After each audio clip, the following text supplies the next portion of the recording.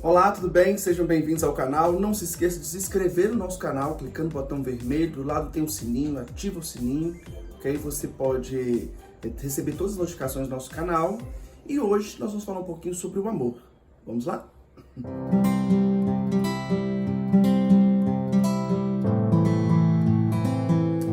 Pois bem, gente, vamos falar hoje um pouquinho, dessa questão do amor, Porque nós amamos e como nos apaixonamos pelo outro, Como que se dá a paixão, o apaixonamento pelo outro, E aí é uma questão muito interessante, Nós, seres humanos, somos seres muito sociais, Então a gente tem toda uma demanda que todos nós temos, é uma demanda por amor, E essa demanda, ela não é à toa, Essa demanda por amor, ela tem um pouco de a ver com a demanda da vida mesmo.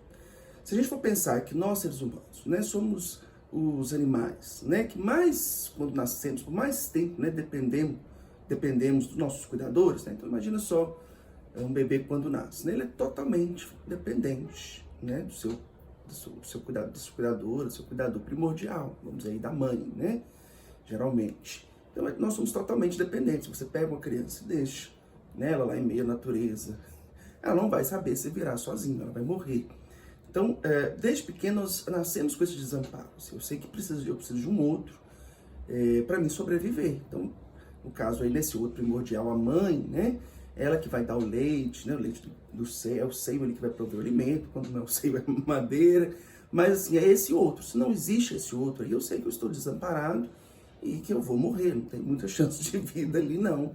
Se eu não tiver essa mãe, esse outro primordial aí, que cuide de mim. Então, nós nascemos com esse desamparo, Nós nascemos sabendo que se não tem esse outro que provém o alimento, se esse outro demora demais, me dá o peito, me dá uma madeira, eu não tenho muita chance de sobrevida, Então, desde cedo, nós nos aprendemos, a cativar a atenção. Você vê que a criança ali, ela sempre, quando ela é uma criança típica e tal, ela vai manter esse contato com o outro, esse olhar, vai rir, vai interagir, porque ela sabe que isso é essencial para a sua vida, sua sobrevida e tal.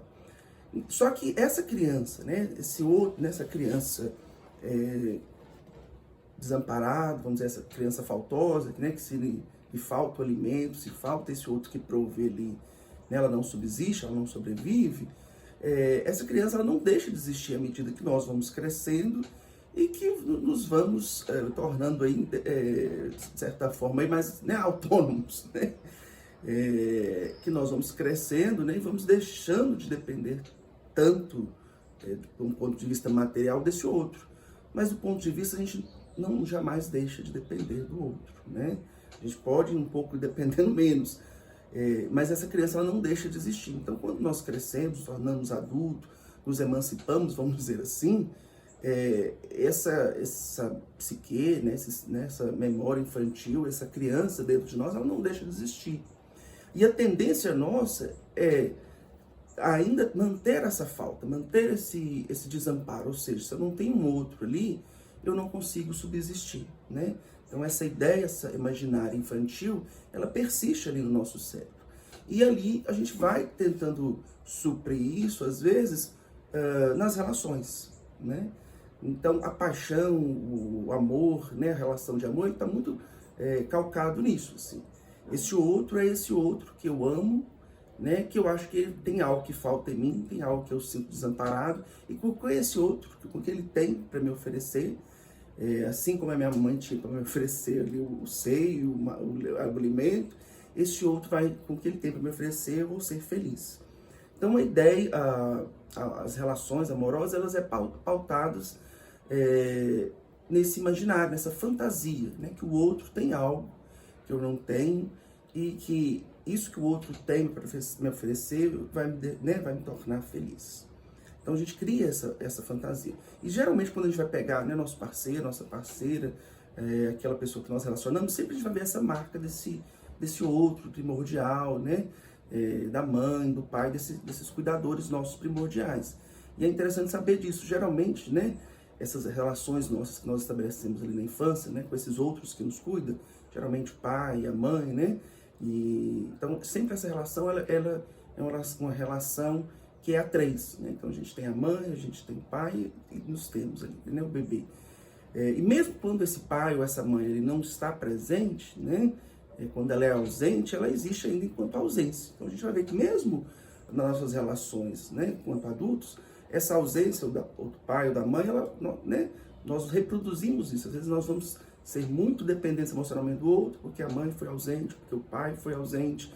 Então esse outro ele sempre existe mesmo enquanto ausência, né?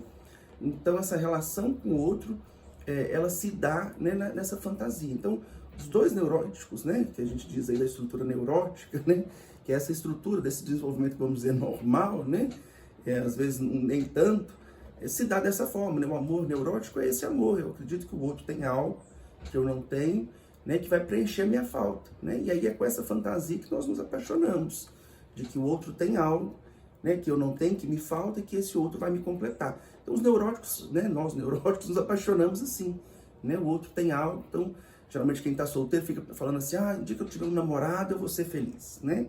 E mesmo quem está namorando, quem está casado, geralmente fica ainda assim, nessa relação. Nossa, será que esse casamento tá bom? Será que esse namoro tá bom? Será que se eu arrumasse um outro, não seria melhor? Esse outro teria mais coisas que ele vai me completar, né? Vou ser mais feliz?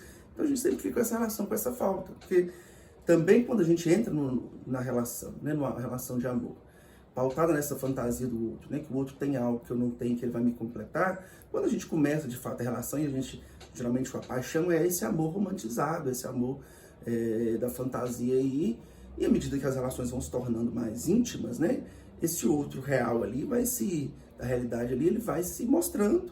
E a gente vai ver que aquele outro é muito distante, né? Daquela pessoa amada, né? Ela é muito distante daquela fantasia que a gente cria, de que tudo que ela tem algo que vai nos preencher, que a gente não vai, né, vai ser feliz para sempre. Então, ali com o passar do tempo das relações, e a pandemia agora escancarou um pouco isso, né? Quando as pessoas ficaram muito perto, esse outro idealizado, né, ele vai ali, a gente vai enxergando aquele outro real e às vezes a gente vai desapaixonando, né? Ou então vai se questionando, né? Será que se eu arrumar um outro parceiro, uma outra pessoa amada, eu não vou ser mais feliz? Não, porque esse aqui não tá parecendo que tem, né? Que parece que esse outro aqui mudou, ele não era aquilo quando eu comecei a namorar com ele, comecei a relacionar com ele, com ela. E aí a gente vai ficando nessa relação de dúvida. Porque é isso, assim, né? A relação, ela se dá com essa fantasia, né? De que o outro é um outro ideal, que eu idealizo, né? E que esse outro, geralmente, ele vai ter traços desse cuidador, dessa cuidadora, desse mãe, desse pai primordial. A gente busca esse traço, né? Nesse outro, dessa fantasia, desse outro idealizado, que vai ter algo que vai me suprir, que vai me manter vivo, e que vai completar e que eu vou ser feliz, que eu vou ser pleno, né? Então a gente entra nas relações dessa forma, né? E isso é importante, não é que isso não é importante, né? Realmente, mesmo quando, né, as relações perduram, a gente mantém um pouco dessa fantasia, né? Por mais que a gente vai aprendendo a conviver com o outro real ali, a gente precisa manter essa fantasia, porque é ela que nos faz manter ligado, de certa forma, ao outro, né? O problema é que quando a gente não dá conta, né? Dá conta dessa fantasia, assim, dá conta que a gente se apaixonou por um outro idealizado, não, né? Por quem realmente a pessoa era. A terapia ela é importante porque ela vai fazer com que a gente entenda um pouco esse processo, que a gente não fique tão alienado nessa fantasia. Porque uma coisa que a gente percebe muito nas pessoas que estão sofrendo por amor, ou sofrendo nas relações, às vezes é essa dificuldade, porque quando a gente, com o tempo ali da relação, a gente começa a ser confrontado com o outro, né, com os seus defeitos, com as suas faltas, com os seus problemas, com as suas neuroses, com as suas loucuras também, a gente vai enxergando, né, aquele outro mais de perto ali, diferente daquela pessoa que a gente apaixonou, idealizada. O conflito vai chegando, porque às vezes a gente se nega a aceitar e quer que o outro, né, se transforme, mude para aquela figura idealizada que a gente criou, né, que é pura fantasia nossa. Então a gente quer que aquele outro se encaixe naquela pessoa que a gente criou na nossa cabeça, que não é a pessoa real. E aí a bate-cabeça é grande, né? A gente vai quebrando cabeça, vai batendo, vai sofrendo, e a realidade nos mostra que não é daquele jeito. A gente quer que a pessoa e briga e entra em crise de ciúmes e nervosismo e ansiedade, porque a gente porque quer que o outro se encaixe na fantasia que nós criamos de como a pessoa, né, é, pra gente ser feliz. E aí é com muito sofrimento, às vezes as pessoas... E aí é interessante, porque ao mesmo tempo que a pessoa quer que o outro entre, né, que encaixe nesse eu ideal aí, nesse objeto amado que a gente idealizou, né, e a pessoa, ninguém vai dar conta disso, à medida que a gente vai quebrando a cabeça, mesmo a gente ali, você termina, você volta, você termina, você volta, porque você se recusa, né, a aceitar que o outro não é aquela pessoa que você idealizou, e você quer porque quer. Então, com o tempo, né, e aí por isso que é importante também esse terceiro, né, toda relação ela se dá a três, né, porque é importante a gente, né, ter uma mediação, porque quando realmente a relação fica ali só entre os dois, vai ficando uma loucura, né? Cada um ali com a sua loucura, cada um com a sua neurose. Se não entra alguém ali para mediar, e o analista, né, o terapeuta, ele vai fazer justamente esse papel de fazer com que a gente mediar essa relação com essa loucura, com essa fantasia nossa, de fazer com que a gente consiga enxergar, porque sozinho nós mesmos é muito difícil a gente conseguir enxergar que a pessoa que nós criamos na nossa mente é uma fantasia, né? Esse objeto amado, essa pessoa amada, que a gente acredita que vai nos completar, isso é uma fantasia. A gente não dá conta de enxergar isso por nós mesmos. Então, o analista, esse terceiro que entra na análise, né? Fazer a análise, fazer a terapia, é importante, porque vai nos fazer, no processo de terapia, a gente enxergando, né, qual é a nossa fantasia, né? E ao entender essa nossa fantasia, porque a gente criou para manter, estar ali na relação desse outro aí idealizado, que a gente imagina como que é, a gente vai ver, olha, isso que eu quero, isso que eu espero de alguém que acha que vai me completar, não é bem assim. Essa falta vai existir, né? Esse desamparo eu vou carregar comigo, e é eu que tenho que saber lidar com isso, não é o outro que tem que preencher esse vazio que eu sinto e tal. E a gente vai conseguindo lidar melhor com as relações, né? A gente vai entendendo isso de uma forma melhor, vai entendendo qual é a nossa fantasia, e a gente vai conseguindo lidar com o outro também, que tem as suas fantasias, que tem as suas faltas, que também tem a sua neurose, né? A gente vai lidando melhor com a nossa loucura, com a nossa neurose, e vai lidando melhor com a loucura do outro ali também. E a gente vai entendendo o outro como ele é, né? Por mais que a gente mantenha uma fantasia, uma dose de fantasia, né, do outro idealizado, mas a gente vai se desalienando um pouco desse outro idealizado e conseguindo entender o outro ali, como que ele é realmente. E eu costumo dizer, né, criando as relações dentro do possível, né? Porque não adianta também a gente ficar criando, fantasiando, que é outro vídeo que eu vou falar ainda, desses modelos de relações que a gente cria, né? Que a gente idealiza também de como que deve ser uma relação, o que é uma relação ideal, que isso também tem muito ligado com esse terceiro, que é a sociedade, né? A sociedade, ela nos impõe esses modelos de relações, e às vezes a gente quer se manter neles, se encaixar neles, e que não é a nossa realidade.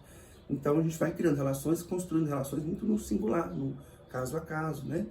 E aí nessa criação possível do outro ali, a gente vai fazendo acordos, negociações ali, para a gente entrar, né, em relações saudáveis, em acordos ali, que de certa forma ali apazigue, né, a loucura de cada um, né? Cada um dê conta ali diante, com seus sintomas, com as suas neuroses, cada um se dê conta de estar naquela relação dentro do possível. Enquanto der, pode chegar um momento também que essa fantasia, né, essa questão desse amor para o outro se quebre também, e tem que refazer essa relação, né, que hoje é muito mais comum. A gente vai também estar discutindo nos próximos vídeos essa questão da realidade dos relacionamentos que hoje se dão de uma outra forma, né, que é um sintoma também da modernidade, da pós-modernidade, né. A gente vai se relacionando de outra forma, porque também tem sempre, como eu falei, a relação sempre é três, né, sempre tem um outro na relação, né. Na análise é você com o analista, fora da análise também é você, né, a pessoa amada e a sociedade, esse grande outro que está aí, né, que nos permeia. Então sempre uma relação é três, a gente namora, a gente está no casamento, mas sempre tem a cobrança desse terceiro, ou da família, da sociedade, né. Com a análise tem essa mediação do psicanalista, do analista, do terapeuta, que de certa forma é uma relação que nos ajuda muito a entender nesses papéis, entender essas fantasias que nós carregamos, né? Entender como que se deu essas nossas relações no passado é fundamental para a gente não continuar repetindo isso hoje, no presente, nas nossas relações presentes, né? Então, ressignificar essa história nossa do passado é importante para a gente não continuar repetindo isso com cada relação que a gente tem, de forma, às vezes, muito ruim, né? Então, isso é importante, por isso que o processo de análise de terapia é fundamental. Obrigado. Até o próximo vídeo.